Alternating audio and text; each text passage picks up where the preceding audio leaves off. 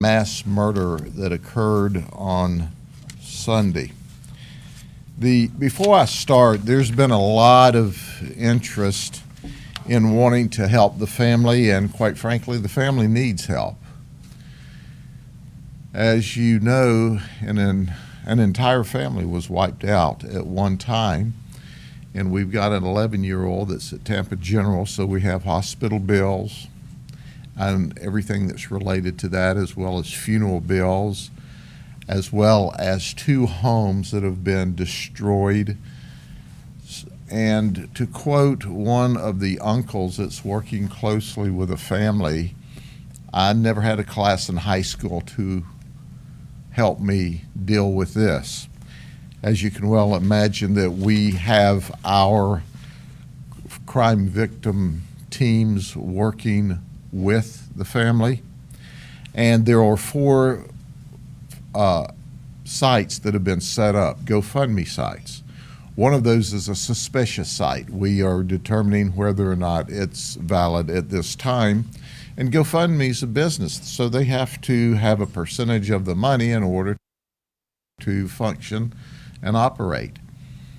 If a lot of people will donate a little money and they'll send it to Polk Sheriff Charities, 100% of that donation, there is no administrative fee, 100% of that donation will go to the family. And when you hit the site, when you search up Polk Sheriff Charity, it'll also give you a drop-down box that will say quadruple homicide. However, any donations that come in will go, if you happen to drop it in the wrong box or put it in a general box, all of those donations will go to the family. So 100%. So before I start and give you the update, I wanted to make sure that I did that, because once again, we have a family that is going through a horror right now that no one should ever have to go through. But I wanted to update you, as I told you that I would. The big question has been, what's the nexus? How did this evil person by the name of Riley find these victims? And we think we have the solution to that. It hasn't changed in that there was no relationship between our victims and Riley. There was no relationship. Brian didn't know them in advance. But here's what happened. We found a witness who lives in the area of North Soakham Loop Road, and he said that he was talking to Brian Riley. He knows him. And Riley told him, hey, I'm going to go out with the Hurricane Ida relief assistance, and I offered to make him up a first aid kit. And we were working together, and he said, great. Now, I said, come by the house and I'll give you the first aid kit. Well, we can document that mass murderer Riley was at his friend's house picking up the first aid kit at about 6:45 p.m. on Saturday. We can also document that he left there about 7:10 p.m. So about 25 minutes later, he left the friend's house. Just after 7:10 p.m., understanding that we got the call of a suspicious person and vehicle at 7:22, sometime in that period, that's when Brian Riley stopped out in front and talked to Justice, who was mowing his yard, one of our homicide victims. And that's when he said, hey, God said that I need to talk to Amber because she's going to commit suicide. And Justice said, I don't know what you're talking about. There's no one here by the name of Amber. But old murderer Riley pressed on. No, I'm not leaving until I talk to Amber. And the guy says, hey, dude, we don't know any Amber. So in the meantime, the mother-in-law is called out and said, who is also a homicide victim, and says, look, mister, we don't know who you are, but we can assure you there's no Amber here.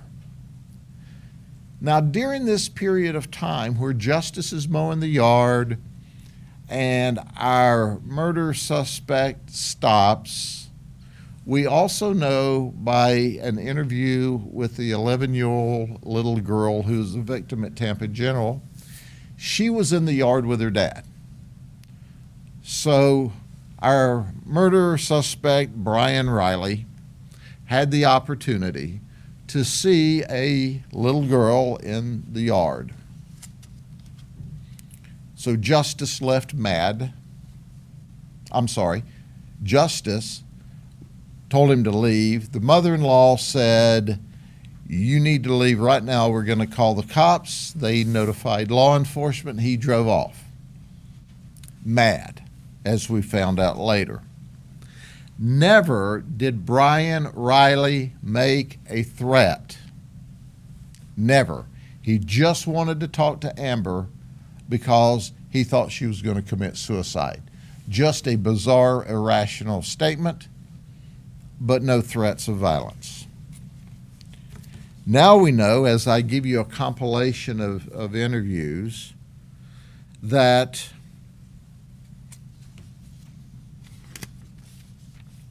when our suspect Riley left, he was very angry.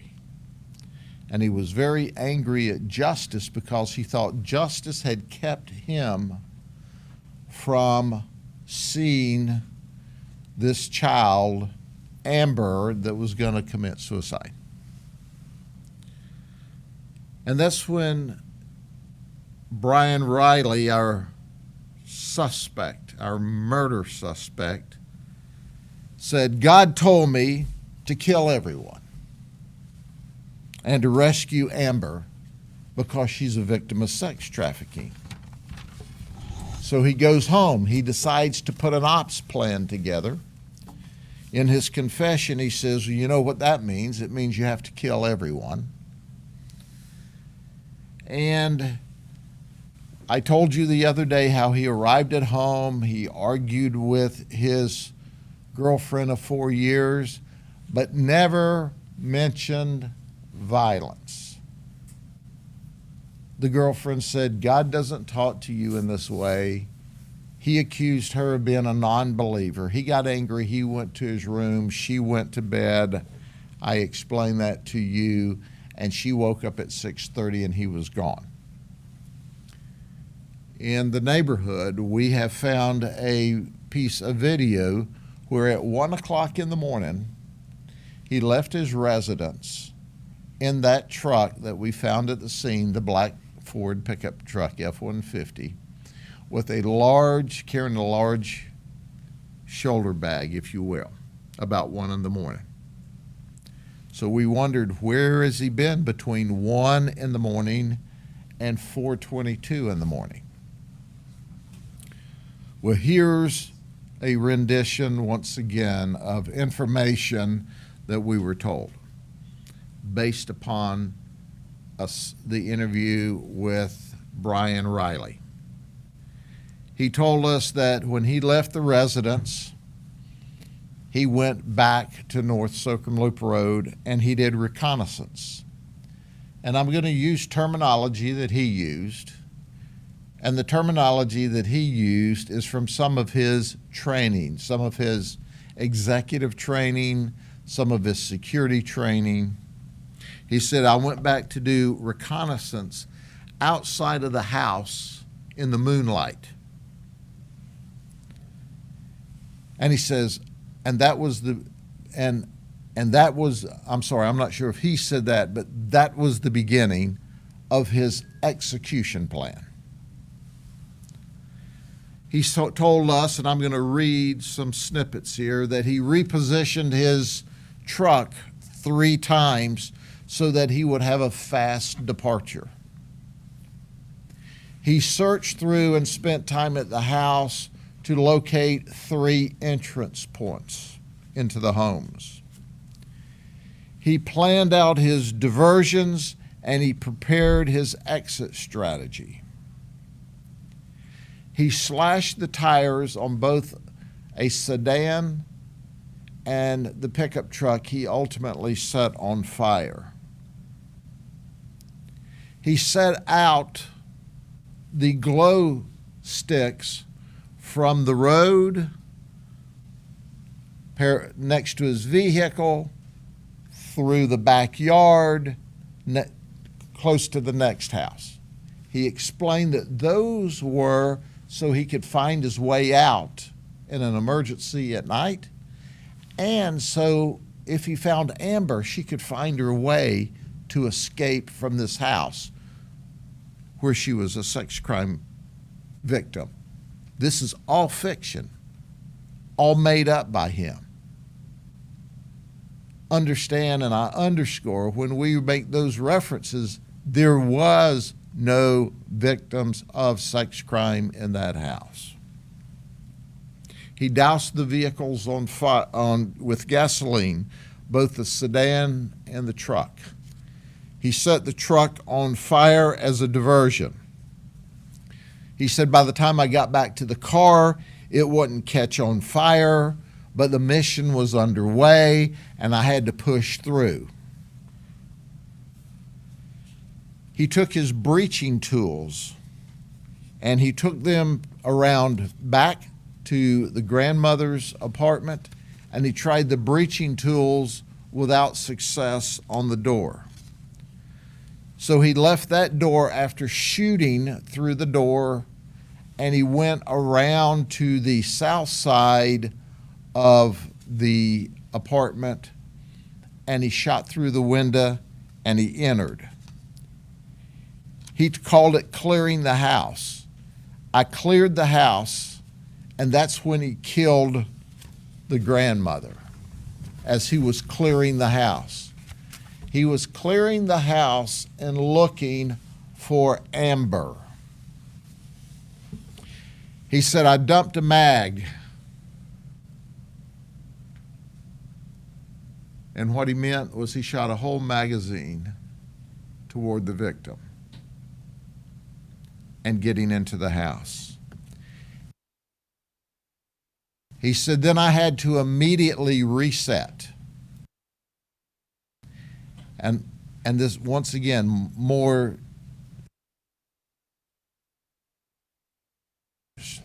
tactical terms.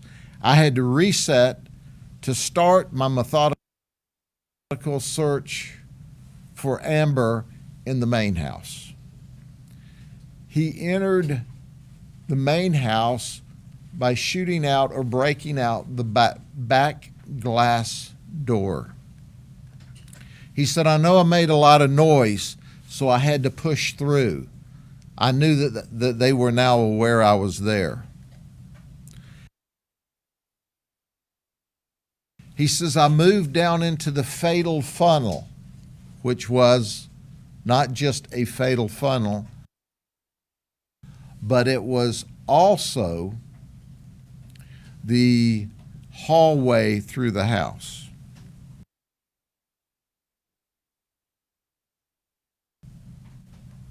He said, but God told me I was protected. And then I went to the bathroom and I shot through the bathroom door and I tried to push in. And they pushed back and I shot through the door some more. I then entered the bathroom where he shot and killed Justice. Justice was trying to keep him out. That was the resistance he was seeing on the other side. Once he killed Justice, he shot the 33-year-old significant other of Justice and the 3-month-old baby, killing them. But everyone was in the bathroom huddling and hiding. That's when he grabbed the 11-year-old victim, took her from the bathroom into the living room. And he asked her, "Where's Amber?" She said, "I'm not Amber. There is no Amber." And he said, "I want to know who Amber is." And he counted down, 3, 2, 1, pow. And he shot her in the thigh area, in the stomach. And she said, "And I grabbed the wound." And he asked me again and shot me again. Then this evil human being told us, "I tortured her in order to investigate and in order to find Amber." This is the big bad dude that tortured an 11-year-old child and murdered a 3-month-old baby and the 3-month-old baby's mother and father. And then this guy says to the 11-year-old, "Do you know why I killed your parents? They're sex traffickers." And then he said next, "I shot her in the legs. And then when she wouldn't tell me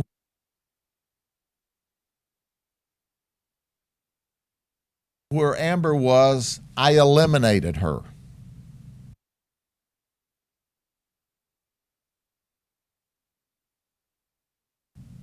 He thought he'd killed her.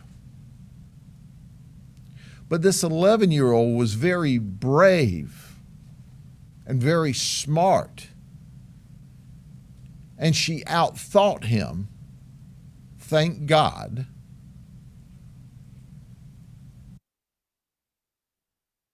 She said, "I played dead and I prayed."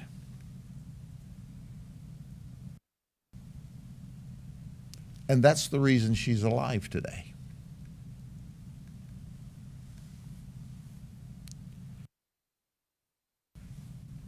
Before he shot her, thinking he'd killed her whenever she played dead, was when he had the shootout, the first shootout, and that one was with Lieutenant Tompkins, who came in the back door.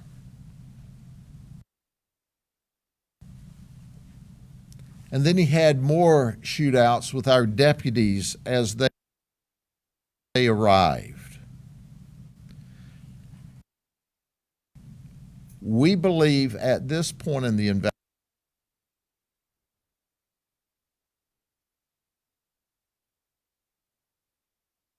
investigation, and as I told you before, anything I tell you is subject to change by the time we finish the investigation, but this is the best information we have at this moment in time. We believe that during the subsequent shootout is when one of the deputies who was shooting one of our rifles shot him through the stomach. It was a side-to-side wound. It actually went through the vest he was wearing, but it did not enter the cavity. It just went through the exterior portion of his stomach and through the fat area. He immediately retreated back, of all places, to the baby's nursery, where you would think everyone would be safe and secure. And he started putting quick clot or material to stop the bleeding. After he did that, he told us, he said, "Well, I knew at that point I was outgunned and outmanned, so I dumped my bulletproof vest and my guns, and I walked outside with my hands up and gave up." That's right, he didn't want to die. He didn't want to die. He consciously and intentionally decided, well, heck, they're all here now. They've engaged me once at the back door. They've shot me through the window. I better give up. He was a coward, an absolute coward. He looks like a man, but he's not a man. He's a sniveling coward. He was a big bad dude when he had 2 different firearms and broke into a grandmother's home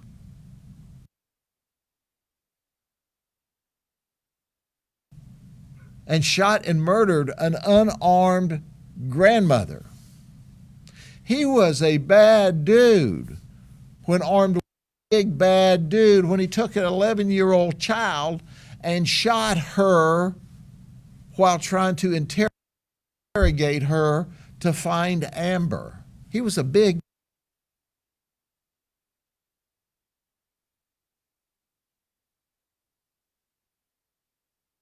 bad guy. But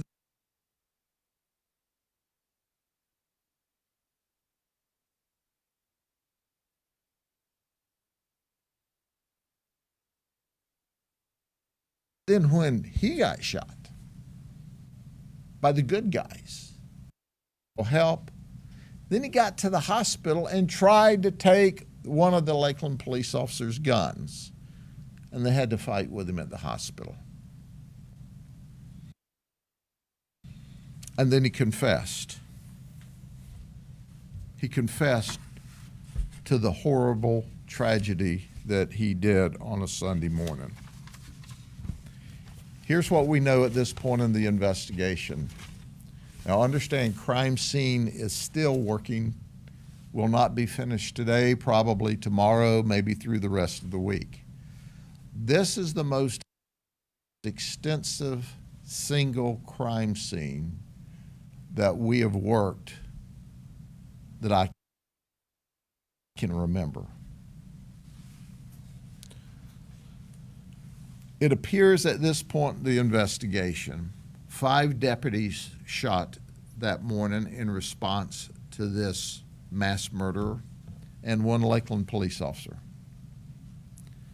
We shot approximately 59 times. We know that our mass murderer shot in excess of 100 times this particular morning.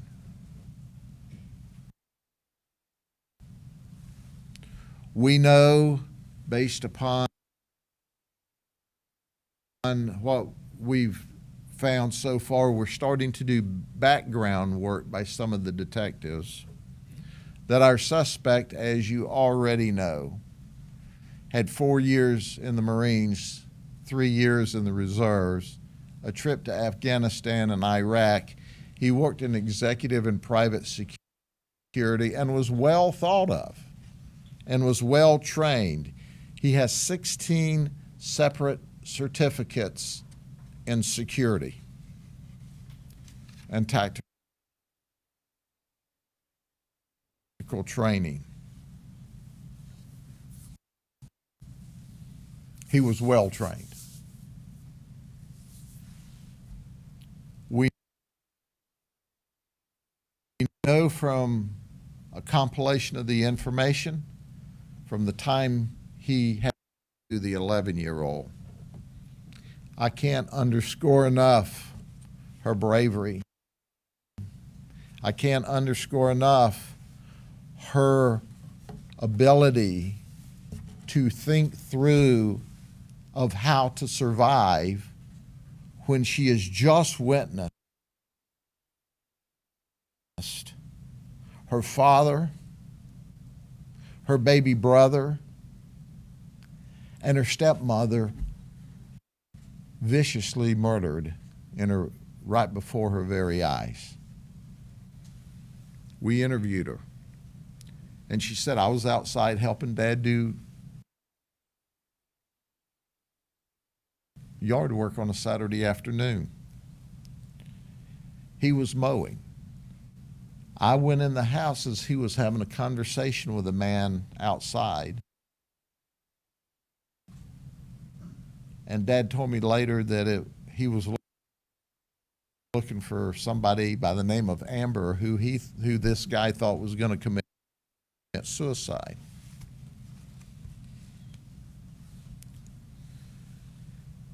She said I was asleep in my bed when Dad woke me up and took me to the bathroom to hide me.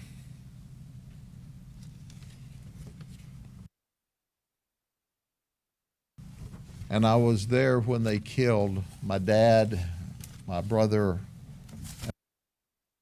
and my stepmom.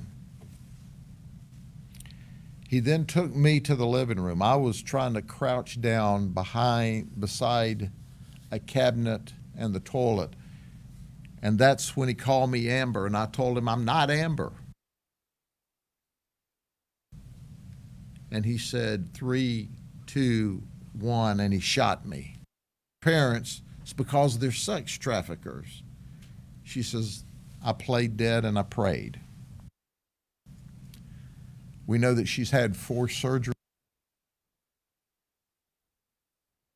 so far. She's in intensive care.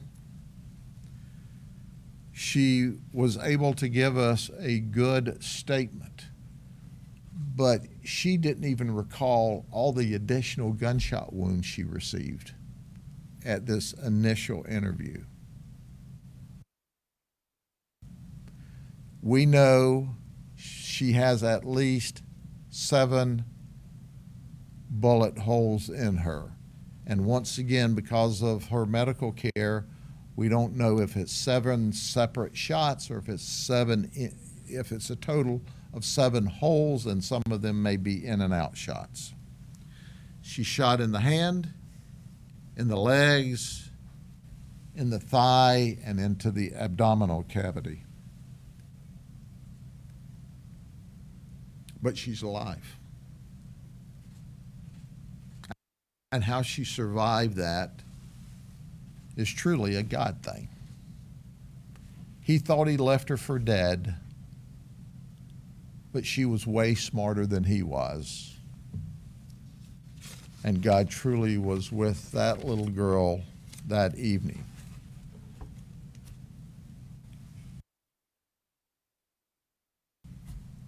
You know, my editorial comment is,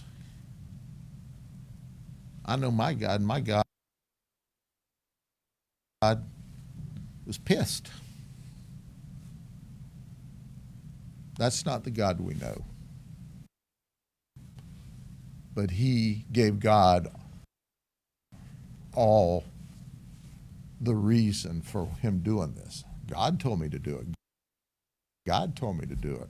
Well, I'm kind of like his girlfriend. No, God didn't tell you to do that. But he did it and blamed it on God. That's what we know now. We're still at the crime scene. We're still interviewing people. We have found other witnesses that knew he was going to the hurricane recovery. No one yet has told us they knew anything about any violence.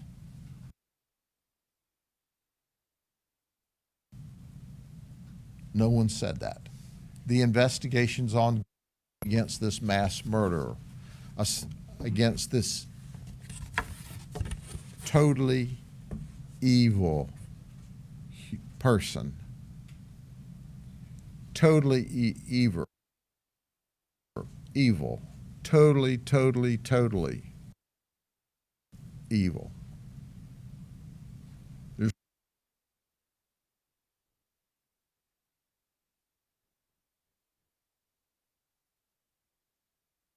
There's not words to adequately describe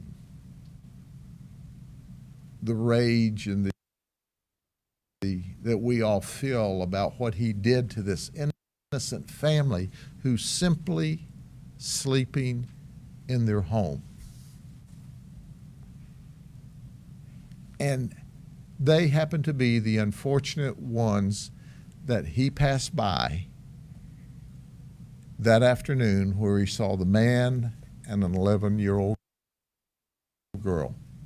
It could have been anybody's neighborhood that was out with their children that afternoon. These just happened to be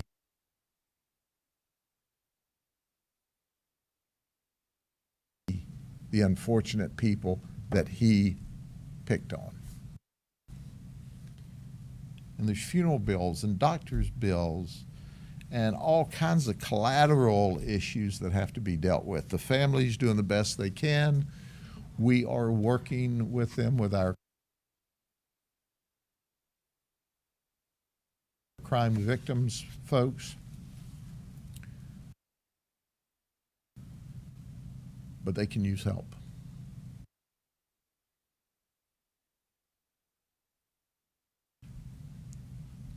Are there any questions I may answer them, or I may not? Yes, ma'am. You had said that Riley said he was using meth. Have you found any evidence that he was using drugs? Riley told on his way to the hospital to a Lakeland police officer, among his rambling statements, that he had used meth. That's his statements. We haven't gone back yet to see whether that's accurate or if that's some of his ramblings. We have found evidence of illegal steroid use. But obviously, we'll go back and serve subpoenas on the hospital and see what they found when he got there, and all of that's yet to be determined. But he admitted it. But we have found evidence of illegal drug use, steroids. I just want to confirm, you said Riley shot through the back door to enter the home? Yes, ma'am. Yes, ma'am. How many firearms were recovered at the scene? We recovered 3 firearms at the scene. Has he shown any remorse? No, zero. Zero remorse. He's an evil human being. And I just can't get over how bad he was, why he's wearing bulletproof garb with 3 guns in a house with innocent people trying to sleep at night, none of which had a gun.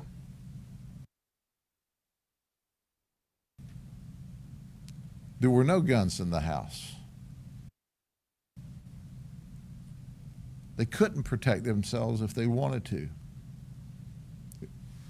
Yes, ma'am. Records show that he was a disabled veteran.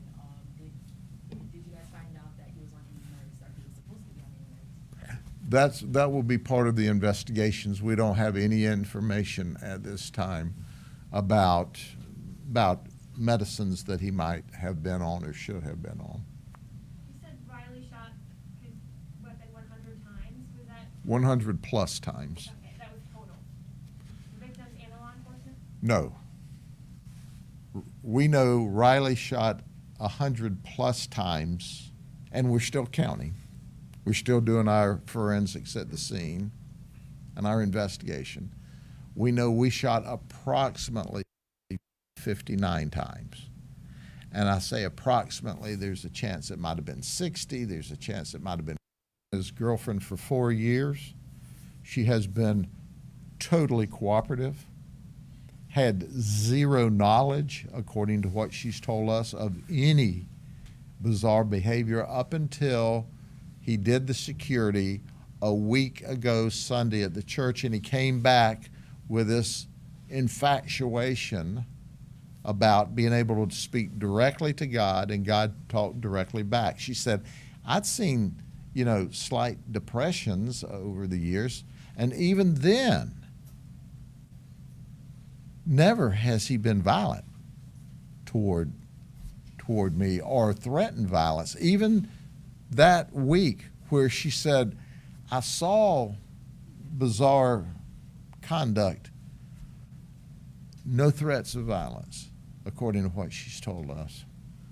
Yes, ma'am. Do you all know if Riley went to that church as a security job, or if that is the church he was going? No, he was sent there just as a security job, along with another individual who was his friend, who went as well.